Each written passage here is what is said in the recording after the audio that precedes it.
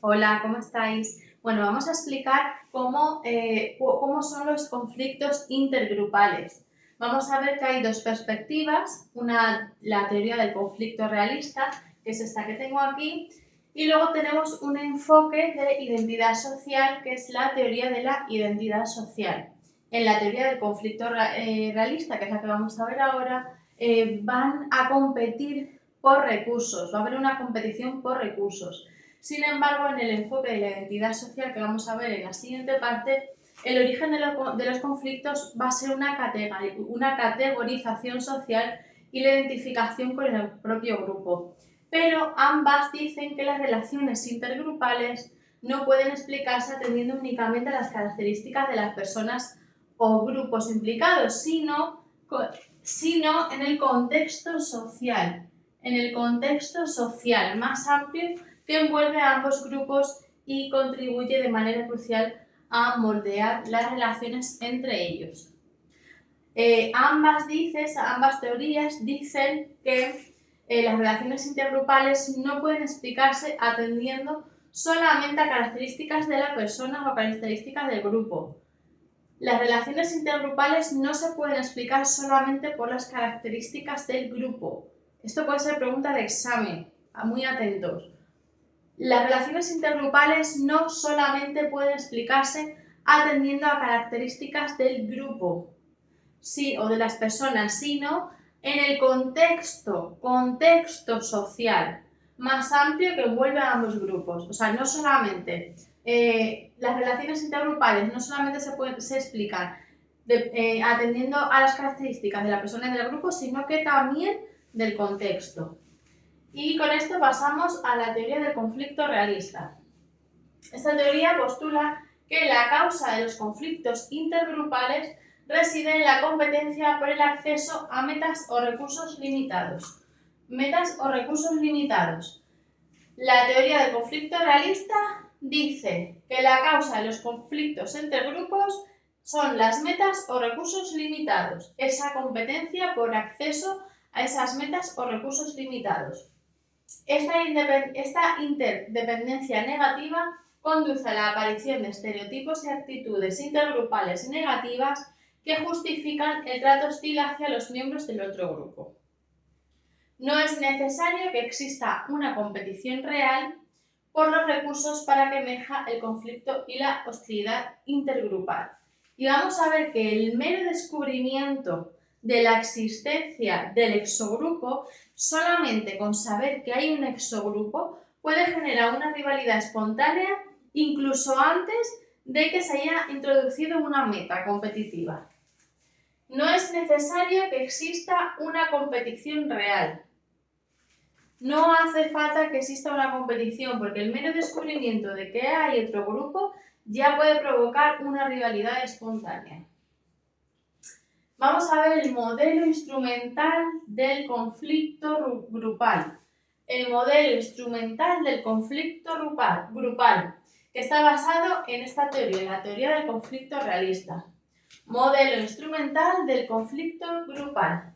Sostiene que algunos grupos son percibidos como competidores con más probabilidad que otros. Se van a percibir como más competidores si están interesados en recursos similares a los nuestros y además se encuentra en posición de conseguirlos. Si yo veo que el otro grupo tiene el mismo interés por conseguir lo que yo quiero y encima está tiene disposición a conseguirlo, pues va a haber más probabilidades de que haya un conflicto grupal. ESES sostiene que la competencia percibida por los recursos va a desencadenar intentos de eliminar la fuente de competencia. O sea, en el momento que yo veo que estoy percibiendo una competencia, que voy a querer eliminar la fuente de la competencia. ¿Y cómo voy a hacer esa eliminación? ¿Cómo voy a eliminar esa fuente de competencia? Pues a través de 3 estrategias. Una de ellas es menoscabar la imagen del otro, aumentar la competitividad real o percibida del propio grupo y disminuir el acceso del exogrupo a los recursos. Menoscabar la imagen del otro, pues miembros del endogrupo cuestionan las características y valores de los miembros del grupo competidor expresan actitudes negativas hacia ellos, hacen atribuciones desfavorables, los discriminan, se oponen a las medidas diseñadas para aumentar su competitividad, menoscaban su imagen. Aumenta la competitividad real o percibida del propio grupo, mejora las habilidades de sus miembros, o sea, yo mejoro las habilidades de los miembros de mi grupo para la consecución de los recursos de interés. O sea, hago que mi grupo tenga más habilidades, aumento la competitividad de mi grupo, que tenga más habilidades para conseguir ese recurso.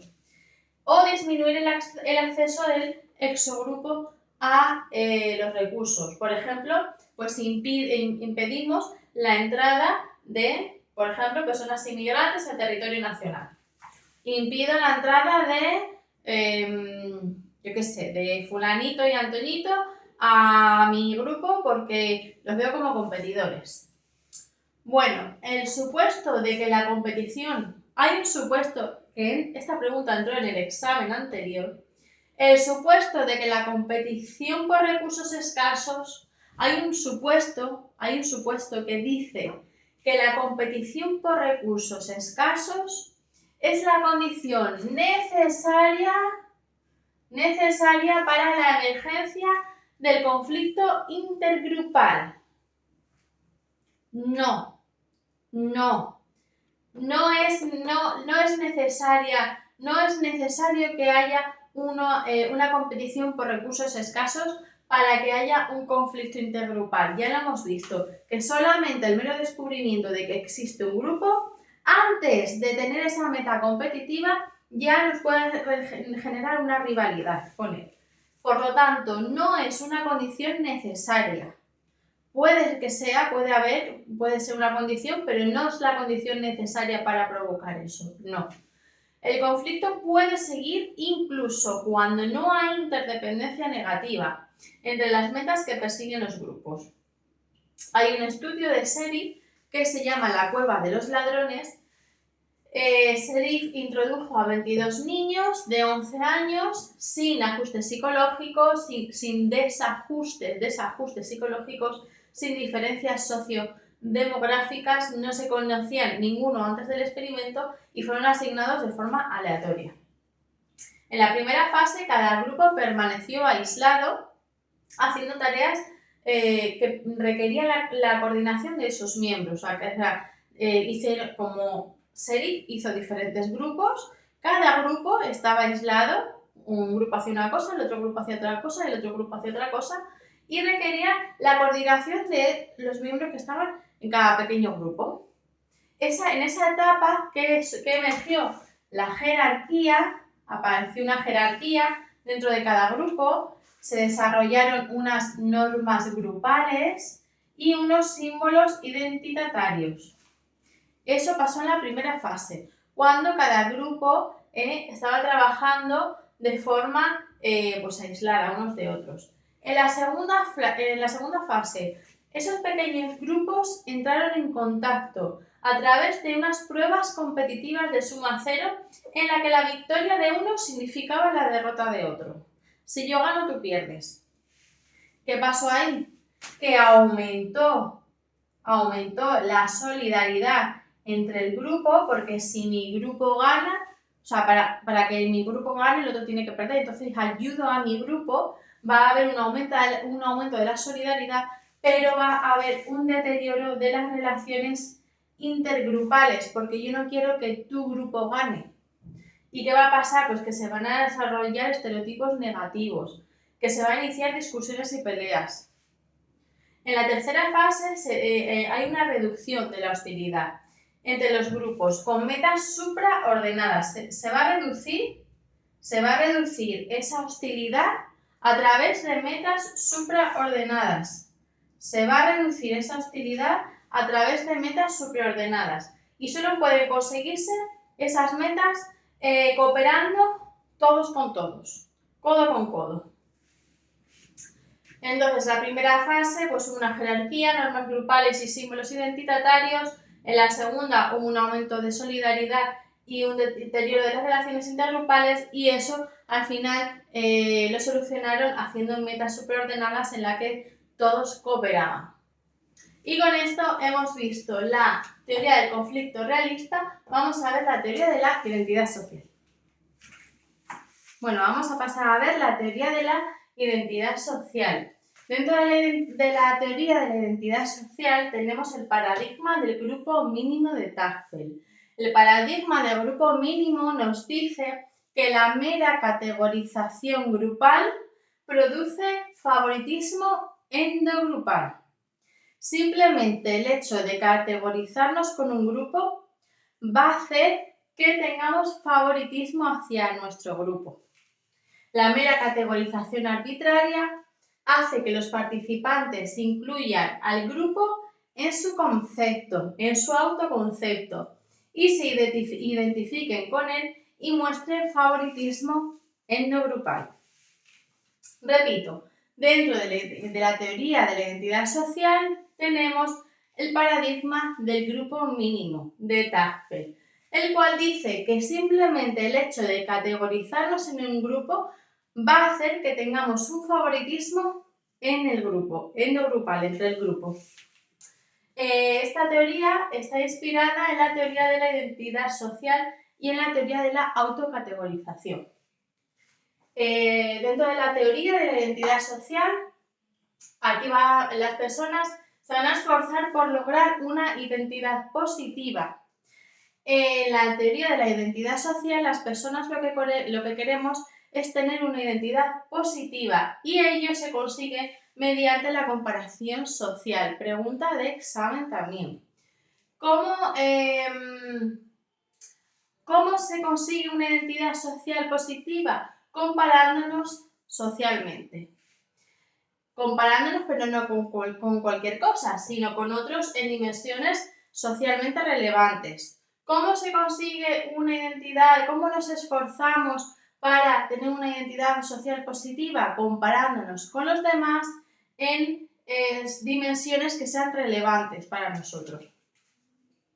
La mera categorización social, aunque sea arbitraria, como hemos dicho, va a inducir una fuerte motivación para favorecer a los miembros del propio grupo frente a otros grupos. La mera categorización no va a desencadenar una hostilidad intergrupal. Que yo me categorice con un grupo no va a generar una hostilidad hacia ese grupo, sino que las normas grupales promueven, no va a haber una hostilidad hacia ese grupo siempre y cuando las normas grupales promuevan la cooperación con el exogrupo. Si las normas del grupo promueven que yo pertenezco a este grupo, ¿vale? Este es el exogrupo. Si las normas de mi grupo promueven que yo tenga relación con el exogrupo, pues que yo me categorice con este no va a hacer que yo tenga una relación hostil con este otro, porque las normas de mi grupo dicen que tengo que cooperar con el exogrupo. En algunos casos, en el paradigma del grupo mínimo, se observa que los participantes prefieren maximizar las diferencias con el exogrupo. Nosotros hacemos más grandes las diferencias con ese otro grupo, a una costa, incluso aunque sacrifiquemos ciertas ganancias para nosotros. Aunque yo vaya a ganar más, aunque mi grupo vaya a ganar más, muchas veces exageramos esa diferencia con el exogrupo. El favoritismo endogrupal aparece cuando se asignan recursos o rasgos positivos, pero no a la hora de distribuir castigos. Cuando hay que distribuir castigos, no hay favoritismo endogrupal, Chepers y Element dicen que la teoría de la identidad social va a constar de dos partes. La teoría de la identidad social va a constar de dos partes, una de carácter psicológico y otra de naturaleza sociocultural. La de carácter psicológico describe procesos cognitivos y motivación para lograr una identidad social positiva. Y la de naturaleza sociocultural, que es esta que vamos a ver aquí, explica las diferentes estrategias que pueden emplear las personas para evitar una identidad social negativa, dependiendo de cómo sean sus creencias sobre la estructura social creencias que no son necesariamente, o sea, esas creencias que no se ajustan necesariamente a la realidad. Vamos a ver, dentro de la teoría, estamos en la teoría de la identidad social, vamos a ver qué estrategias utilizamos las personas, qué estrategias utiliza una persona de bajo estatus con una identidad social negativa para alcanzar una identidad social positiva. ¿Qué estrategias existen? Pues tenemos la movilidad individual, la creatividad social y la competición social. Hemos dicho que estamos dentro de la teoría de la identidad social de Tagfel y que Seppers y Elements dicen que esta teoría consta de dos partes y ahora nos vamos a centrar en la naturaleza sociocultural. Teoría de la identidad social, naturaleza sociocultural, que nos va a explicar estrategias para que las personas con identidad social negativa de bajo estatus pues alcancen una identidad social positiva. La movilidad individual quiere decir que vamos a abandonar el grupo que tiene identidad social negativa para intentar acceder al grupo de identidad social positiva. Tenemos una barrera infranqueable que son, por ejemplo, los grupos raciales. Yo no puedo dejar de ser blanco o dejar de ser negro. Siempre voy a ser blanco o siempre voy a ser negro, a menos que nos hagamos cosas raras, ¿no? Pero vamos a ser blancos o vamos a ser negros. Entonces, eso es una barrera infranqueable. No puedo dejar de ser blanco o no puedo dejar de ser negro. Por lo tanto, aunque yo abandone mi grupo, aunque si yo soy negra abandono mi grupo, o si yo soy blanca abandono mi grupo de blancos, y me voy a uno de negros, pero voy a seguir siendo blanca.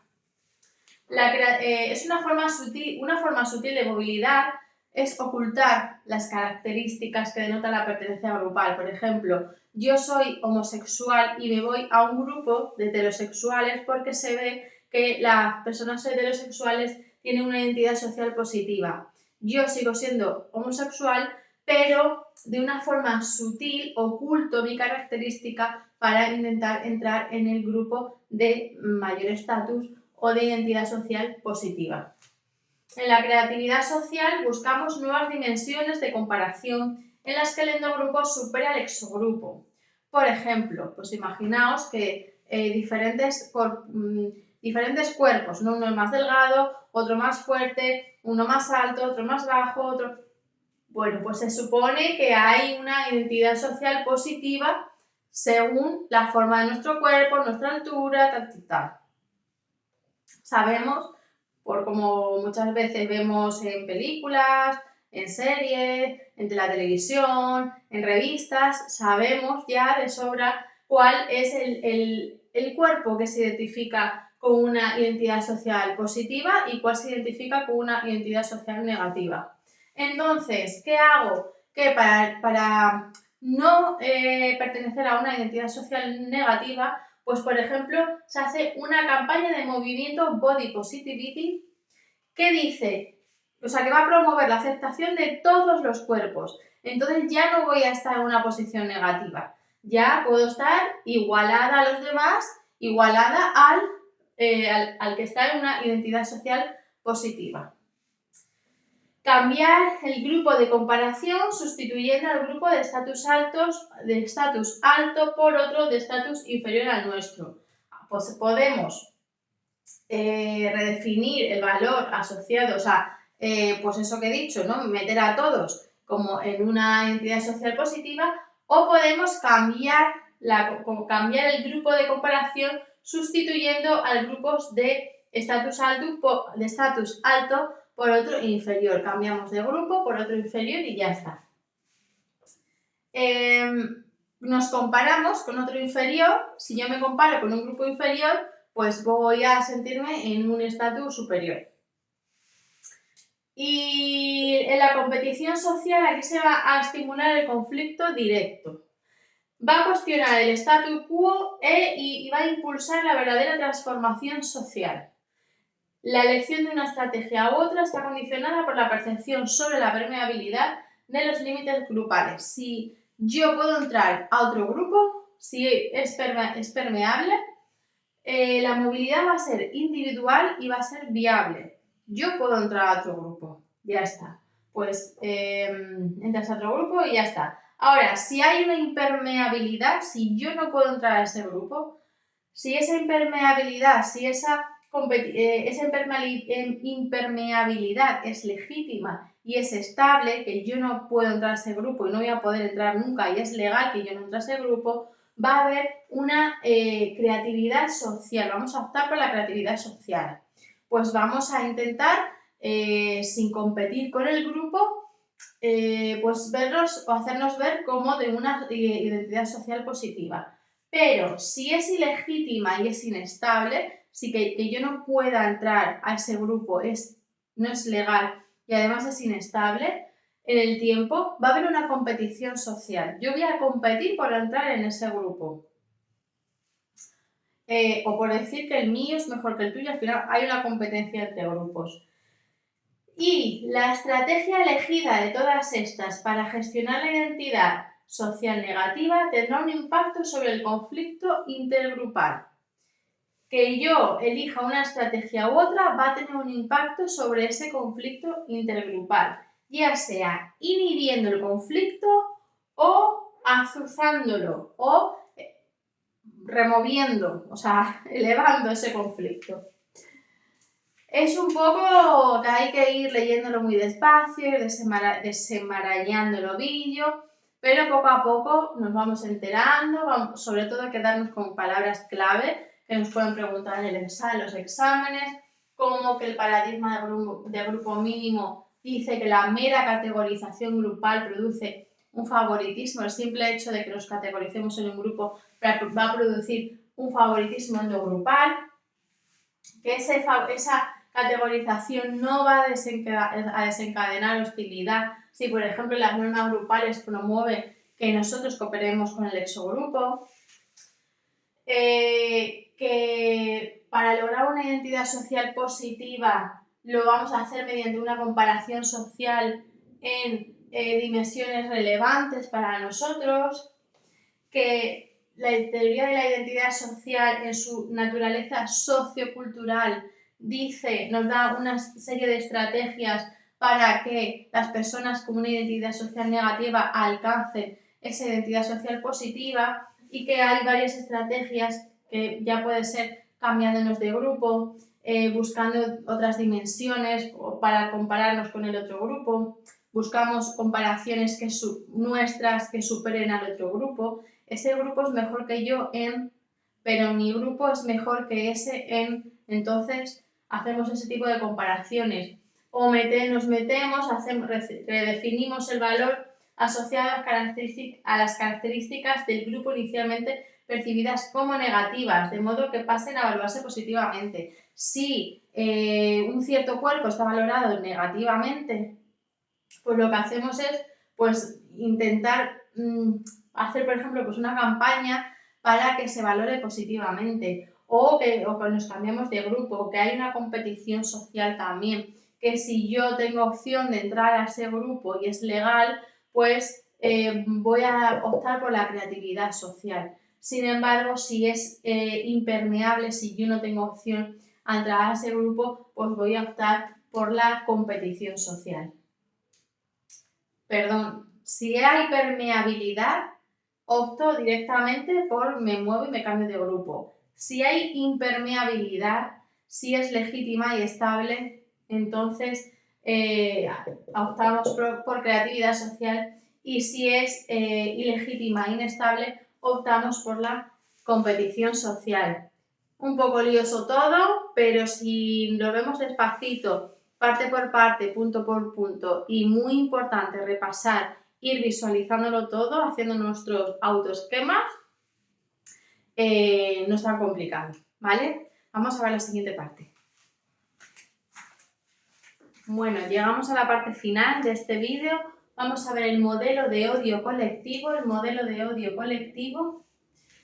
que es una de las formas más graves de conflicto intergrupal. El odio y el racismo no es un producto inevitable de la mente y de la interacción humana. El odio y el racismo sí lo podemos evitar. El odio y el racismo, ¿qué va a ser? Pues una herramienta que los líderes de los grupos utilizan para movilizar deliberadamente unos fines, para conseguir unos fines. El odio y el racismo no es del ser humano, o sea, no nos viene de una forma inevitable del ser humano, no, el odio y el racismo se puede evitar. Pero ese odio y ese racismo lo utilizan muchos líderes de grupos para movilizar deliberadamente y conseguir unos fines. El objetivo del modelo de odio colectivo nos explica cómo los líderes consiguen incitar e instrumentalizar el odio mediante la creación de determinadas representaciones al exogrupo, determinadas representaciones del exogrupo, representa al exogrupo como algo que hay que odiar y de manera más decisiva al endogrupo. El modelo de odio colectivo postula una secuencia de 5 fases en el desarrollo de odio colectivo y las acciones de extrema crueldad. Vamos a ver por qué fases pasa este modelo de odio colectivo. La primera fase es la identificación con el endogrupo, una construcción de un grupo cohesivo. La identificación con el grupo hace que los miembros se ajusten a sus normas, asimilen sus creencias y cosmovisiones, desarrollen lazos de confianza y solidaridad con los demás y coordinen sus acciones. Hay una creación de un grupo cohesivo, ese es el primer paso. El segundo paso es la exclusión. Una vez que yo he hecho un grupo cohesivo, ¿qué vamos a hacer? Vamos a excluir, se excluye a colectivos específicos del endogrupo. Una vez que yo tengo hecho mi grupo, personas de mi grupo que no me gustan, las excluyo, de modo que pasan a convertirse en exogrupo. Las personas que yo excluyo ya no van a ser el endogrupo, van a formar parte del exogrupo. Y privamos a esos miembros de los derechos y beneficios que comporta la pertenencia al endogrupo. Aquí hay un emplazamiento de colectivos al margen del endogrupo. O sea, hacemos del mismo endogrupo, hacemos un exogrupo.